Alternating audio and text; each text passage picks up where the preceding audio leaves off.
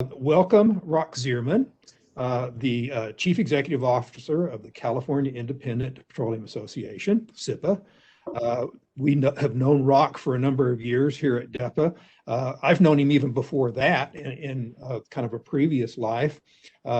Before taking over the job with CIPA, Rock served as the Executive Director of the California Natural Gas Association.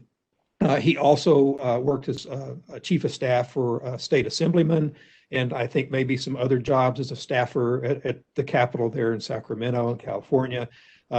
He's a native Californian and went to California schools and all that. So he's fully indoctrinated into all of that stuff, and is going to be able to talk to us at length, we hope, about how all of that's going. Rock, before I launch into my first question for you, is there anything you want to say to start off? Yeah, I'll start with the punchline to your question. How is it going? Poorly. Poorly. But we're trying to turn it around. So okay, great. Well, all right. Well, where I'm going to start is actually it's national news. The hot water that, and I think it may be, you can explain that. I think it's hot water that your Governor Newsom is in, and the whole recall petition effort and all that. I know that that's an ongoing thing. The legislature has done several things that we all know, again, on the national level, of banning fracking, even though I know in our terms, California doesn't really do hydraulic fracturing the way we do in the Permian Basin or in the Bakken. So you might talk about those issues and how all of that relates, to what you guys are doing in the state of California, but also the nation. For years we've all said, especially when it comes to regulatory policies, what happens in California ends up spreading across the rest of the country. And would you please stop the nonsense so it doesn't spread anywhere? I guess that's my plea to you. But if you want to talk about those issues, the gubernatorial recall, the fracking bans, those kind of issues. Sure. So the recall on the governor, of course, isn't directly related to our industry. It's been going on for some time. I think the governor was fairly unpopular prior to the outbreak of COVID. We had rolling blackouts. We had a host of other issues that he was dealing with. None of it rose to the level of huge public protest, but his support amongst voters was soft. COVID broke out. There's I think a period of time when he's in front of the cameras every day where his polling actually went up. But as time went on and California was different than other states, we were both more restrictive, and we had higher cases than a lot of places other than New York. Continue to have the school shut down and kids not playing sports and the like. I think the groundswell of discontent started to grow. Then he had some self-inflicted wounds that seemed hypocritical to the public. His kids are in school now. They go to private school while all the public school kids are forced to stay at home. Of course, he famously went to the French Laundry restaurant, which is a fabulous restaurant, by the way. I'd recommend it. But if you're the governor and you're in the middle of a pandemic and you're telling people that they can't run businesses, they can't accept guests, but you're out celebrating in closed quarters with lots of people, I think there was 10 or 12 people, some of them who I know and are my friends. I think the hypocrisy of that really created a groundswell of support to look at new leadership. California, you couple that with, we're supposed to be the 5th or 6th largest economy in the world. We're supposed to be a first-rate state, and yet we have the highest rates of poverty of any state in the nation, despite massive amounts of wealth that we have in California. Our homelessness problem, I know that it exists in other places, but 47% of all homeless live in California. So it is unique to California in many ways. So every day I come in about twice a week now with COVID, and every day that I drive in, there's an encampment in the turnoff that I come to the office, and it grows every single day, and they're not doing anything about it. And it's a matter of will. I know that there are laws and there are court cases, but believe me, if somebody was serious about finding a more appropriate place for these folks to live, they could do it. So all those kind of leadership challenges, I think, is driving the recall. We'll see if it qualifies. It has a couple more weeks to gather signatures. Obviously, the Democrats are going through the signatures, finding any excuse they can to throw them out, and they have thrown out about half of them. So whether or not it actually qualifies, we'll see. Now, to your question about our industry, we've had challenges working with the governor. For a long time, anytime a new governor comes in, there's going to be some time for them to establish how their administration works, who to talk to, what their position is on a lot of issues. And so we're obviously beyond that, heading into the third year here of him being governor. And we still really question how a lot of that works and what his actual thinking is on our industry.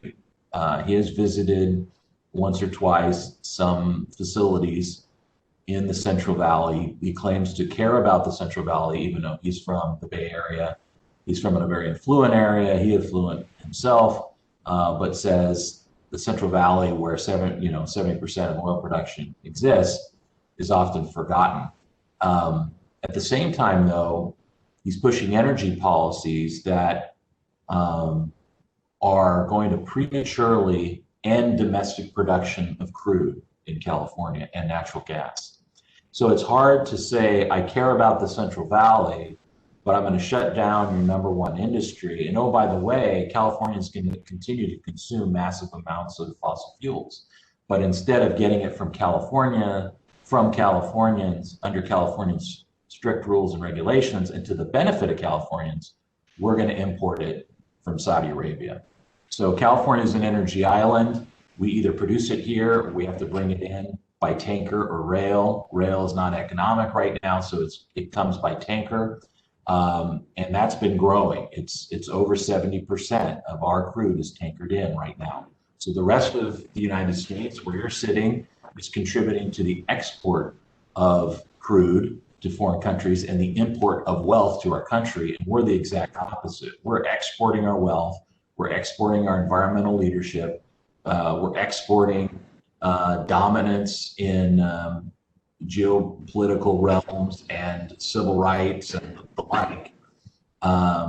Even though we have lots of resources we could produce here in California. And we are ready. We have projects into our regulator to go drill thousands of wells, even under the current economic situation. But this governor has directed his agencies to slow down permitting, and they have, and they take credit for it. And all that's happening is more imports from Saudi Arabia and other foreign countries. So that's what we face here. And we're willing to have a conversation about what energy delivery looks like 10, 20, 30 years down the road. But Californians are consuming 1.8 million barrels a day today. They did it yesterday and they're going to do it tomorrow. And the question is, how do you meet that demand?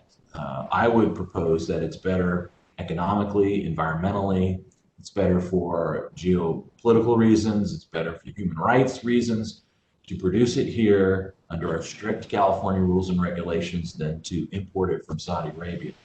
That's the debate we're trying to have and the conversation we're trying to have with this governor, and try to point out that you can't say, I care about the Central Valley, I care about rank and file Californians, if I'm going to eliminate high-paying jobs and instead just import from foreign countries.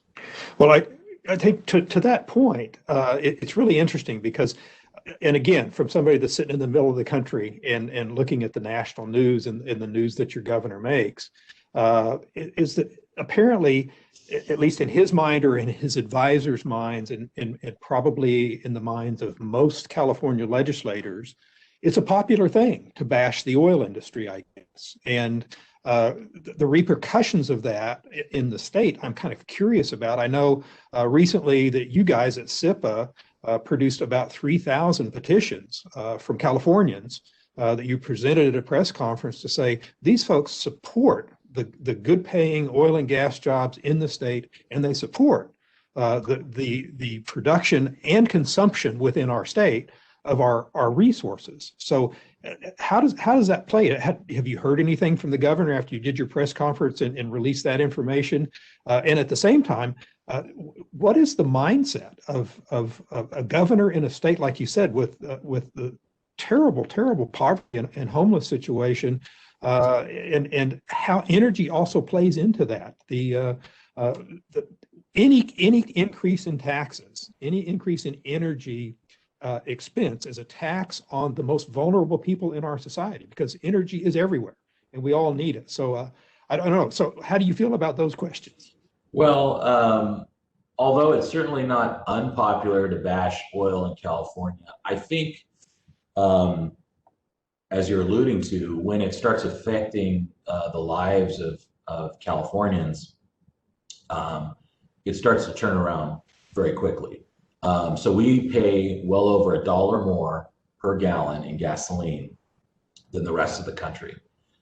We overtook Hawaii this year as the highest gasoline prices in the nation. And now that the price of oil has recovered somewhat, that's really starting to reveal itself. So when oil is $15, $20, the government gets away with hiding all the extreme costs of their policies. But when it normalizes, as it has, suddenly we're back to $4 gas in some parts of the state, and that's going to probably only increase, and people are going to say, well, what's going on? And then they're going to look at other states and say, well, this isn't just the oil industry. Obviously, other states pay the same amount per barrel, and yet their gasoline is $1 or more cheaper. So this is a state where people commute to work, particularly in areas of the state that are lower income. And so it starts hitting them very quickly. I alluded to the rolling blackouts. The fact that wind causes rolling blackouts in the state of California is amazing. If you have a huge fire or earthquake, I know Texas had a freeze, have these extreme events, that's one thing. But we were literally having rolling blackouts because of wind, because our grid is so backwards. We're so reliant on expensive renewables that can go out. And all of a sudden, the value of those fossil fuel natural gas peaker plants came into view very quickly.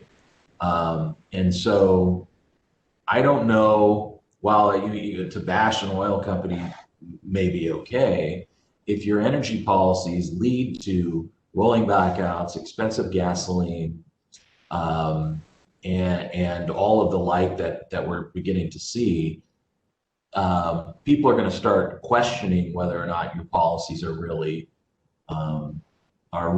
valuable. And the other thing that's happening in the state of California is there's a lot of talk about environmental justice, economic justice, and people are questioning whether some of these policies, in California, our basic policy is we subsidize the purchase of electric cars. Well, who purchases electric cars? I mean, the price is starting to come down, but for the most part, these were very expensive, $80,000, $100,000, $120,000 cars. So we were subsidizing rich people to buy electric cars. Meanwhile, rooftop solar was being installed by high-income earners too, because they could qualify either to purchase the system or to borrow money and put it in. And everybody in the state of California that doesn't have solar subsidizes those that have solar. And of course, people with solar are generating solar primarily when they're not using it.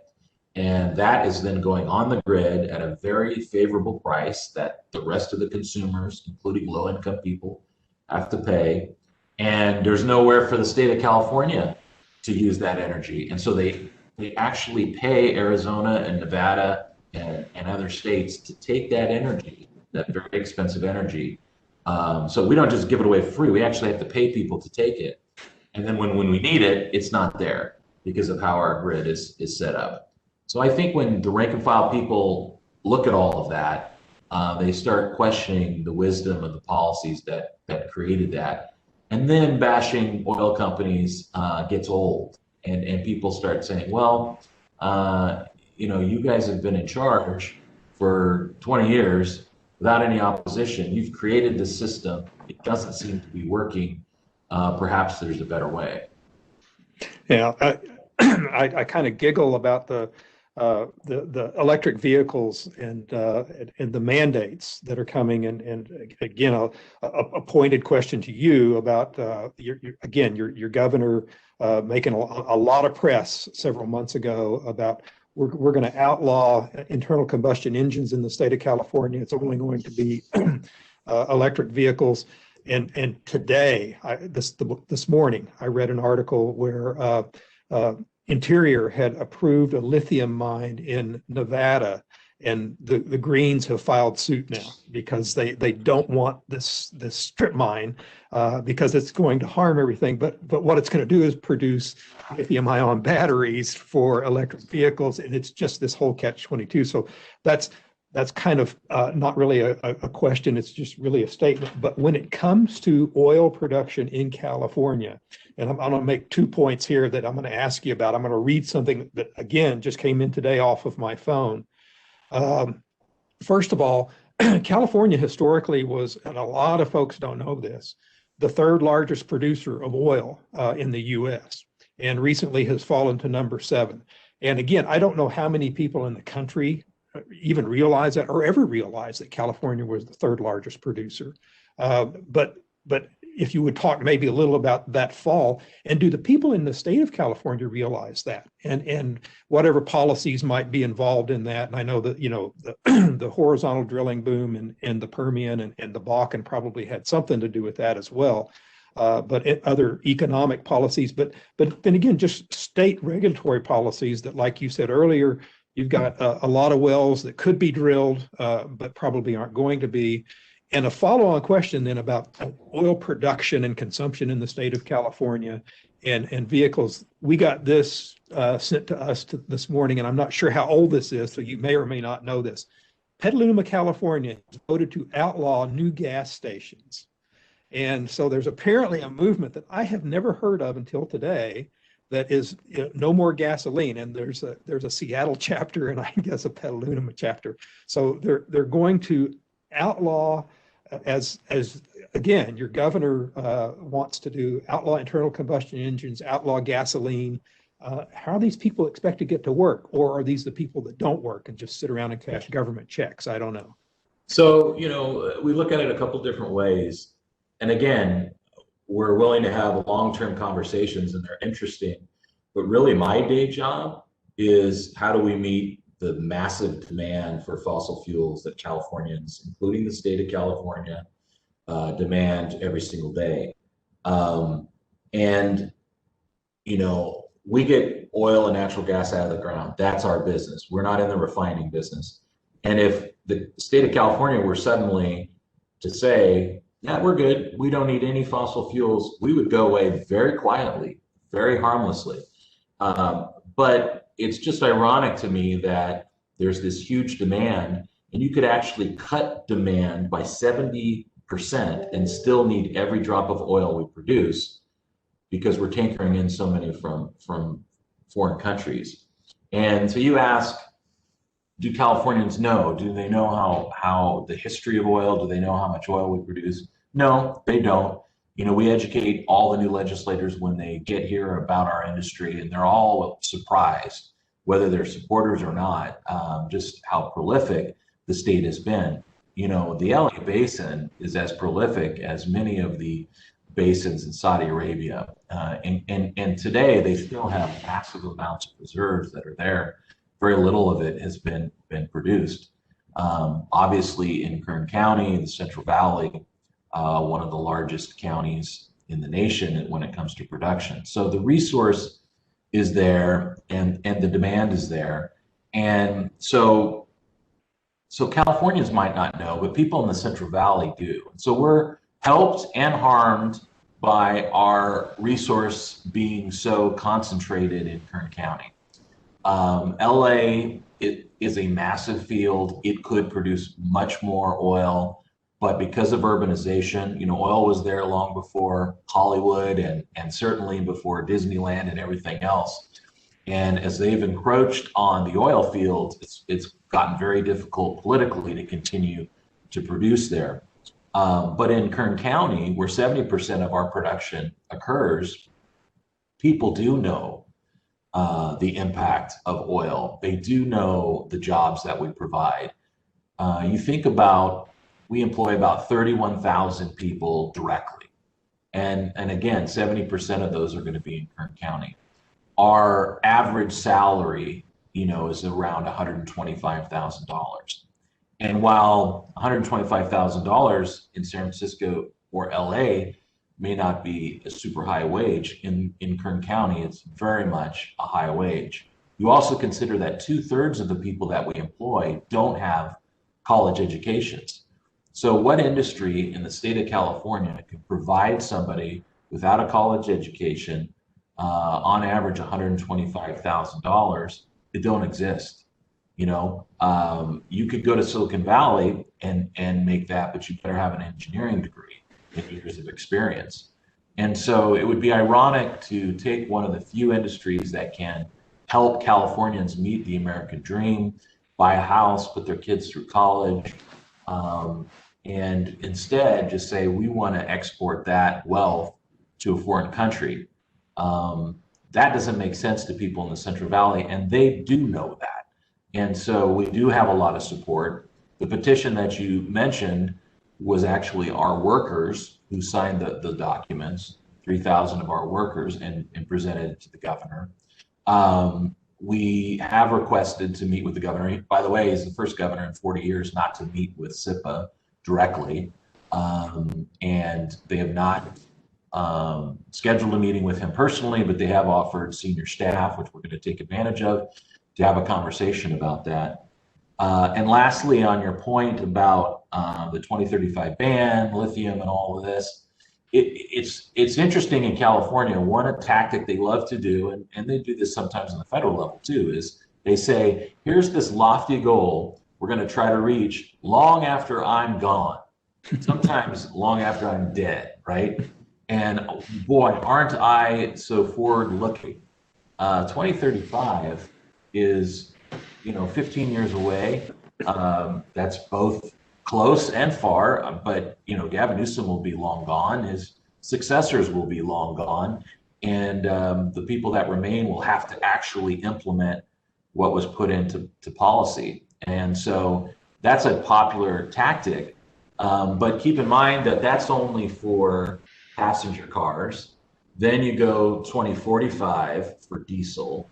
And then that's not even to mention jet fuel and plastics and chemicals and all the other things that we make, asphalt. And so even under Gavin Newsom's very optimistic timetable to not have internal combustion engine cars for passengers in 15 years, you're still going to have the universe of gasoline-powered cars that are still on the road, and obviously those are going to be disproportionately lower-income people. You're still going to have fleets delivering things. You're still going to have jets. You're still going to have plastics, chemicals, and asphalt and everything else that we provide. So even they see that we're going to have great need for our product for years and years to come, and yet, even though that demand is going to be there, even in their scenario, they want to put people in the Central Valley that have high income jobs out of work. You ask them, what are they going to go do? And they say, you know, they're going to install solar panels. So we're going to take that, you know, them making $60, $70 an hour, and we're going to pay them $20 an hour. And by the way, those are temporary jobs. And as you mentioned, the enviros fight those too. So it all adds up to some nonsense. And I think Californians will perceive that. And when we have a conversation with folks about, look, put aside what you want energy to look like decades from now. Today, it's being demanded. Where should it come from? There is widespread support for it to come from Californians, by Californians, under our strict rules, even in the legislature where the margins are very thin, but even amongst Democrats who run the state, I think we'll see support for workers in Californians to do that work rather than sending our wealth to the Saudi royal family. Yeah, let's hope. I've enjoyed since the first day of the Biden administration and the signing of some executive orders and an immediate loss of some really good union jobs, you know, across the middle of the country. And the blowback on that has just been amazing. There was another article today about a welder who talked about how his life was completely destroyed in just, you know, the stroke of a pen. So it's something that I think a lot of people haven't paid much attention to and don't realize that you. And I get a kick out of, again, somebody that's got a PhD in petroleum engineering, and to tell that person, well, you're going to go build solar panels or you're going to go install solar panels. You know, somebody that's making $300,000 a year. Petroleum engineering is still the highest paying bachelor's degree you can get from any school in this country. So it's just amazing to me what people are thinking about. I think, and also again on electric vehicles in the state of California and lovely Governor Newsom. They're gonna electrify everything, and currently the California grid doesn't work. So I don't know where they think they're going to get the electricity to power all this stuff. And again, it's almost laughable to any of us thinking people that are paying attention. But let me just jump in on their union jobs and mention that the largest producer in California has a project labor agreement with the trades. And so all of their construction is unionized, and as a result, you know, we do enjoy the support of labor here in California. They do have cachet with Democrats who, you know, run the legislature and the governor, and they're starting to ask the question, like, what is it about us that you don't like? That's great. You know, and I think it's a hard question for a lot of folks to answer, particularly legislators from affluent, usually coastal districts, who they themselves don't have a lot of union jobs. It's not a lot of union jobs at Google, and I understand that's because, you know, it's high paid, but it's also head scratching that somebody from San Francisco wants to dictate what's happening 300 or 400 miles away in Kern County. I always encourage my Central Valley legislators to turn the tables on that. They should be introducing bills to outlaw the Golden Gate Bridge. I mean, think about how many emissions we would save. They should be introducing bills to take down Hetch Hetchy Dam, that travesty of environmental wreckage. And then San Francisco, good luck going and finding your water. So it's interesting to me that the Bay Area legislators have no qualms about dictating to the people of the Central Valley what they can do in land use that has no effect on the Bay Area or Santa Barbara. And yet, if the reverse were ever to happen, believe me, they would cry foul. Of course they would, yeah. Well, I tell you what, Rock, we've been on for about a half an hour now, and we'll do maybe a little pause here. And I'll ask kind of a question to maybe, roll things up here a bit. We've talked, I think, mostly about California and California issues that concern you and your membership, and the citizens of California, quite frankly, and they should be concerned about their energy policy, as every American should be. But to kind of wrap things up, talking about that Central Valley and the state legislators, let's expand it out a little bit. You guys happen to have a national legislator in the form of Kevin McCarthy, who is the minority leader of the House of Representatives in Washington, that is from Kern County.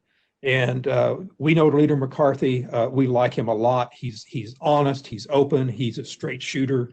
You don't walk away from him wondering what he might be thinking about something. You know where he stands on issues, and he'll tell you where it is, and he won't deviate from that. So with that, if you have any comments about Leader McCarthy, I know you guys probably talk to him on a regular basis because of that Central Valley production, and it's important to him and his members, the constituents he has in the district, but also how California plays into the national energy policy these days. You've talked a little bit, but maybe expand philosophically a little bit about how you see things moving down in the future, in the near term, but maybe even longer term. And I'm kind of hoping, Rock, that we get to some more reality-based stuff. There's a lot of national politicians like say, well, we believe in science, or let's look at the science. And I kind of think, why don't they? Let's do that. Yeah, let's be real with what's going on. The situation it wasn't just Texas that had rolling blackouts. We here in Oklahoma had them as well because of our severe winter storm we had a couple of weeks ago. So this is getting real to all of us because of the policies that our leaders have made over the last decade. And it could cause real suffering as we keep moving forward. So any kind of remarks along those lines? Sure. So yeah, you're right. We're very fortunate to have Kevin McCarthy representing Kern County. It's pretty remarkable for that part of the state, which sometimes gets ignored in California. But we've had this long string of incredible leadership by Kevin and by Bill Thomas, his boss before him, who was the chair of Ways and Means. So we've had this great string of luck, and it continues. And it's true that if Kevin had the majority, he would be empowered to really help the energy policy in the United States a lot more. And I think in the last 4 years, even though he was in the minority, being very close to the president, the president running all of the various departments also was key for us and for others to have that dialogue and really to get a response finally from federal agencies that we hadn't for a long time. You're right, we're willing to have a debate on science anytime, but we see a lot of the policies coming out of both California and federally not based on science. I mean, to shut us down and import it from Saudi Arabia is not science. There's no science that says that is a good idea. But yet that's what we're having to fight. So, Rock, let me interrupt that just right there for a minute. Do the citizens of California actually realize that the crude oil that comes into California and gets refined, or the refined product, is coming from Saudi Arabia? That's powered. And if they do know, do they care? We ran a series of commercials, but it's very hard with 40 million people in California to educate everybody. You would be spending hundreds of millions of dollars a year to really get that widely known. No, they don't know that. They did see a lot of tanker traffic at the beginning of last year, which was caused not only by COVID, but also by the price war between Saudi Arabia and Russia. And so you had tankers that were just sitting there, couldn't unload. And whereas you always had 3 or 4 super tankers in the port of Los Angeles And in the Bay Area, you had 20 to 25. So we sent drones out there. We got footage. We made commercials, and we ran that, and it did shock some people because they don't know what that is, what those ships are. From a distance, they don't look different than the Costco ships that are bringing in goods. But as I said, it's very difficult to really educate 40 million people. We have a staff of 6, and so we're spending all our time educating legislators and the media and some decision makers. But when they find out, then it does disturb them. And obviously, we have a contingent of very extreme activists who their day job is to put us out of business. And I repeat that their job is not to solve climate change. Their job is not to improve the lot of Californians. There are dozens of people in the state of California that wake up every day with one mission, and that is to shut down domestic production of oil and gas in California. And it's bizarre. It's a strange thing for me to wake up and know that those folks are out there, and they will say and do anything to achieve that. And that has less to do with the environment and more to do with political power. I think they see the oil industry as financing folks that don't walk lockstep with them on their social agenda. You look at the Green New Deal, yeah, it talks about climate change, but it talks about college education, minimum wage, all sorts of social policies that have nothing to do with the environment. And so it's a political philosophy, and they see us as empowering moderate Democrats and Republicans that don't buy into that socialist agenda. And that's what they're trying to eliminate. More so than helping, because as you point out, okay, we're going to go to lithium and cobalt batteries. Well, they're going to oppose that. Oh, we're going to wind farms and solar. Oh, we're going to oppose that. Kern County isn't just the #1 oil and gas producer in California. It's the #1 renewable energy and producer. And the reason is because you can do business in Kern County. You go to Santa Barbara County, you go to Marin County, San Francisco County, and you try to have a massive wind farm or solar project, they're going to turn you down. They're going to say, no way, I don't want to look at that. I don't want to deal with that. And so it's very ironic that the people that claim they want bold action are the same ones that are trying to stop the solution that they're seeking. Yeah. Well, that's great. This has been wonderful, Rock. I'm going to close with 2 questions. Number 1, what are the odds that your June meeting will actually occur in Napa? And number 2, any closing comments or statements that you'd like to make to the DEPA membership at large, or to the SIPR membership that you might send this out to? Well, first, I think if Harold Hamm ends up being a speaker via satellite, it's like 80% we're going to have a meeting. So it's up to you, Jerry. You make that happen. Oh, thanks. We're pretty confident, things are turning around, and I'll tell you, people really want to meet in person. We already have people signing up, making hotel reservations, flights, and the like. The hotels being very flexible. We are having a hybrid meeting, both on site, where we are having speakers from around the country and the world even. As you know, we had a virtual meeting last year, and one of the sort of benefits of that is discovering that you can have a much wider universe of speakers when not all of them have to be in person. But the attendees, they want to be in person. They want to go to Napa. They want to get together. They haven't been together in over a year. And so I think it's very highly likely that we will have at least a partial in-person meeting. So we're looking forward to that. Well, I can add to that. I went to 2 meetings last week in Dallas. First, in-person meetings I've attended in months and months, and God, it felt good. It really did. And tomorrow I'm on my way to Houston for the Association of Energy Contractors and their annual meeting. They're actually having an in-person conference, and I'm a speaker there. I'm really looking forward to just showing up and being able to shake hands. Maybe shake hands. I don't know. Maybe we'll have to bump elbows. So I guess we'll see. Yeah. Anyway, Yeah. yeah. Any other comments or anything? No, appreciate DEPA and what they do, and it's really important for our survival.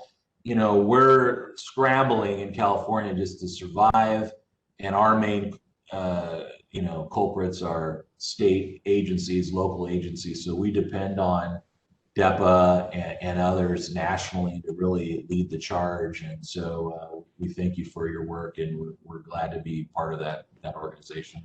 Well, thank you very much, and right back at you, Rock. As one of our collaborating state associations, we appreciate you. You work hard on our behalf as well as SIPA's behalf, and we certainly appreciate that always. So thanks a lot.